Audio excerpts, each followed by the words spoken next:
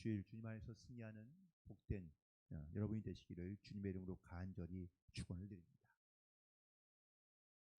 성경에 보면 예수님께서 공생의 기간 동안 성전에 올라가신 것이 최소한 3번이나 있었다는 것을 요한복음에서 기록하고 있는데, 공관복음에서는 각각 한 번씩만 올라가신 것으로 이렇게 기록하고 있습니다.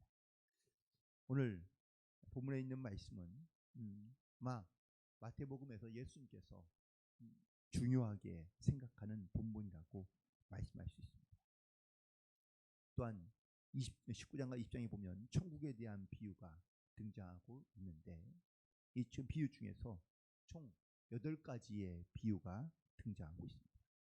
자기 아들을 위하여 혼인잔치를 베푼 그러한 어떤 임금이 등장하고요. 또한 좋은 진주를 구하기 위해 찾아나간 장사꾼과, 또한 바다를 치고 그물을 치고 각종 물고기를 모으는 그물과, 밭에 감추인 보아, 그리고 등을 들고 신랑을 맞으러 가는 열처녀, 그리고 자기 밭에 심은 겨자씨 하나, 또 여자가 가루 서말 속에 갖다 넣어 전부 불게한 누룩, 이런 것들과 함께 총 8가지가 오늘 포도원의 비유를 통해서, 또한 이 천국은 마치라고 말씀을 시작하면서 말씀해 주고 있는데, 하나님의 나라는 과연 어떤 나라일까? 또한 어떤 모습을 하고 있을까? 사실 천국은 우리가 살면서 눈으로 직접 보거나 경험할 수 있는 나라가 아닙니다. 그래서 예수님도 사람들 가운데 이 천국에 대한 말씀을 하실 때 천국은 마치라고 말씀하시며 비유적으로 말씀하고 있는 것이죠. 특별히 오늘 본문에서 천국의 포도원에 대한 비유가 등장합니다. 이 포도원은 성경에서도 자주 등장하는 표현인데, 바로 하나님과 혹은 또 하나님의 나라를 상징하고 있는 경우가 많이 있습니다. 예수님께서 이 포도원의 비유를 통하여 천국에 대한 모습과 모양을 말씀하시는데, 그런데 이 말씀 가운데 바로 아침 일찍부터 들어와서 일한 포도원의 일꾼들이 처음에 등장합니다. 그리고 포도원 주인은 이 일꾼들을 부를 때에 한 데나리온, 하루 품값에 대한 한 데나리온을 약속하고 그들을 포도원으로 들어가게 합니다. 그런데 포도원에 일꾼이 부족했는지, 아니면 이 일이 좀 더디다고 생각했는지, 그래서 다시 또 제3시에 혹은 또 제6시와 제9시에 나가서 일꾼들을 더 들여보내게 되는 것을 보게 됩니다. 오늘 본문에 있는 말씀 가운데 3절에 보니까 장터에 놀고 서 있는 사람들이 또 있었다라고 이렇게 기록하고 있습니다. 또 6절에 있는 말씀에도 보면 제11시에도 나가서 일꾼을 데려오는데, 너희는 어찌하여 종일토록 놀고 여기 서 있느냐라고 묻고 있는 이 질문을 보게 됩니다. 물론 오늘 본문의 성경에는 저희들이 이렇게 놀고 서 있는 사람들이라고 표현되고 있지만, 사실 공동 번역에서는, 다른 번역에서는 할 일이 없어 서 있는 사람이라고 표현하고 있습니다. 또한 헬라어 성경에서도 일을 하고 싶지만 일을 할 수 없는 사람들이라고 이렇게 표현되고 있는 것을 보게 됩니다. 결국 늦게까지 이렇게 일을 찾지 못하며 포도원에 여전히 남아있던 사람들은 사실 일을 하기에는 뭔가 부족하거나 혹은 또 약한 모습을 갖고 있던 사람이라는 것을 알 수 있습니다. 하지만 집주인은 그들을 다 포도원의 일꾼으로 들여보냅니다. 그리고 그 포도원의 일꾼들은 여기에서 그들은 최선을 다해 일하며 자기에 맡겨진 품값을 그들은 기대하고 있는 것을 보게 됩니다. 지금도 여전히 이 천국은 마치 이렇게 많은 사람들이 일을 하러 천국에 들어가기를 원하지만, 자기의 공로나 자기의 의를 가지고 들어가는 것이 아니라 주인이 그들을 들여보내고 혹은 택해 주어야 하나님의 나라에 들어갈 수 있다는 사실을 우리 가운데 말씀하고 있습니다.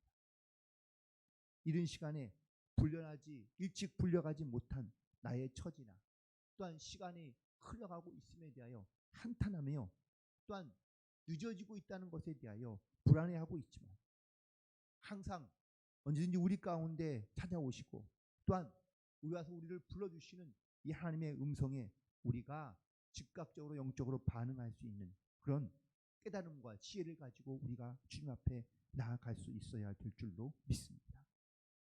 품값이 얼마인지 일한 시간이 얼마인지를 생각하며 내 삶의 무게를 한인과 저울질하면서 살아가는 것이 아니라 주님께서 우리 가운데 부르신다면 그 부르심 가운데 우리가 반응하고 반드시 주님께 나아갈 수 있는 그런 영적인 결단 가운데 살아갈 수 있어야 될 줄로 믿습니다.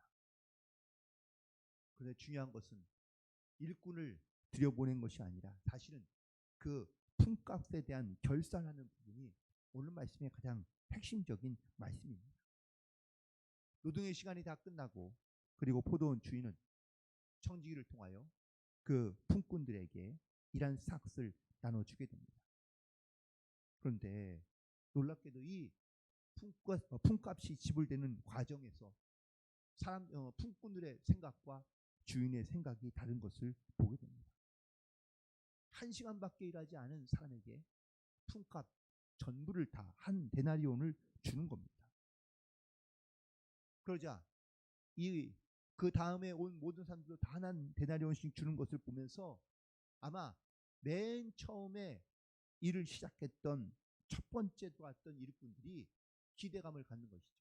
우리는 더 일찍 와서 그리고 이 뜨거운 태양볕에서 우리가 오랫동안 일을 했으니 우리에게는 더 많은 것을 주지 않을까라고 이렇게 생각하며 기대했던 겁니다. 그런데 기대와는 달리 이 품꾼들에게도 한 데나리온의 삭을 주고 많은 것을 보게 됩니다.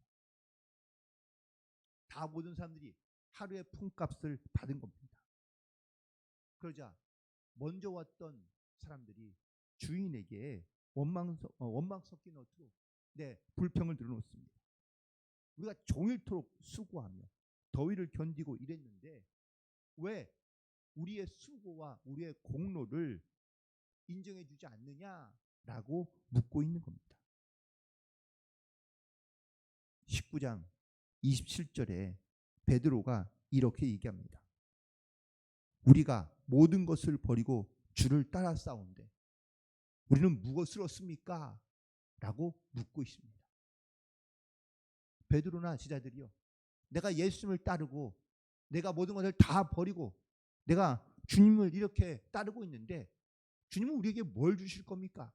라고 묻고 있는 이 질문에는 바로 내가 이만큼 애쓰고 힘쓰며 내가 이런 공로를 갖고 있는데 주님 나에게 뭘 주실 겁니까? 라고 묻고 있는 그런 질문이라는 것을 말하고 있는 겁니다. 그러자 포도원의 주인이 나와서 3가지로 답변합니다. 첫 번째, 이른 아침부터 온 품꾼에게 일자리를 내어주면서 처음부터 약속한 품값이 한 데나리온이었다고 말씀하고 있습니다.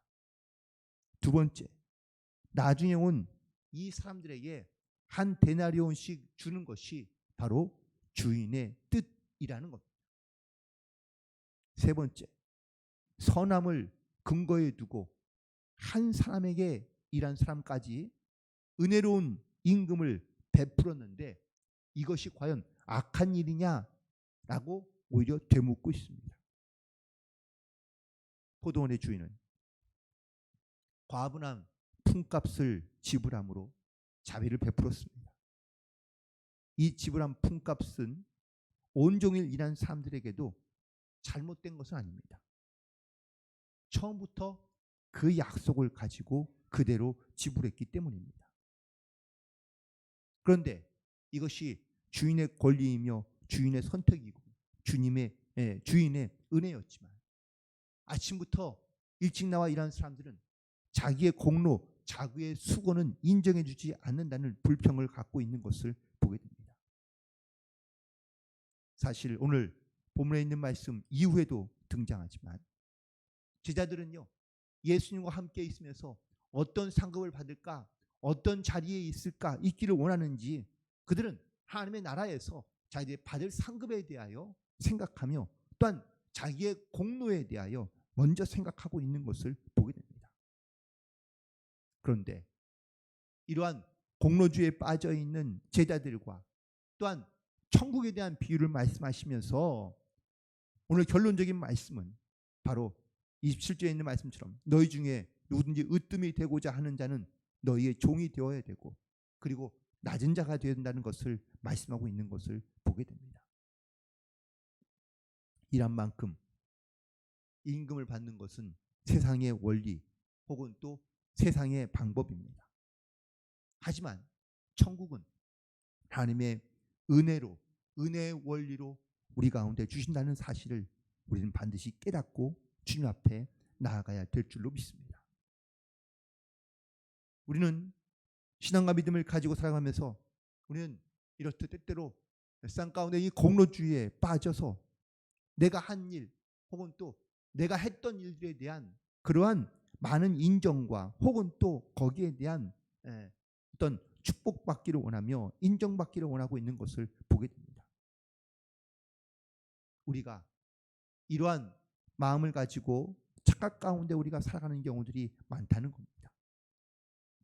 하나님은 우리에게 은혜를 베푸시는데 이렇게 일찍 온 사람에게도 물론 약속된 은혜를 주시지만 또한 그 외에도 정말로 하나님의 은혜 없이는 살아갈 수 없는 모든 사람들 가운데 하나님은 동일한 구원의 은혜를 허락해 주시는 줄로 믿습니다.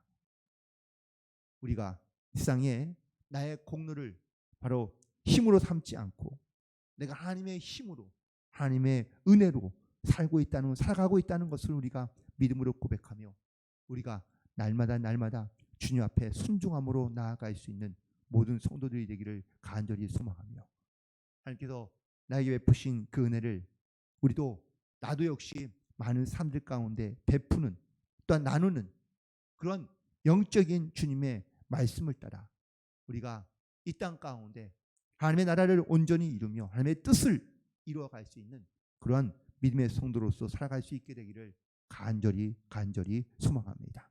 오늘도 이 믿음의 귀한 혈당과 은혜가 다른 모든 성도들 가운데 함께하기를 간절히 소망합니다. 기도하시겠습니다.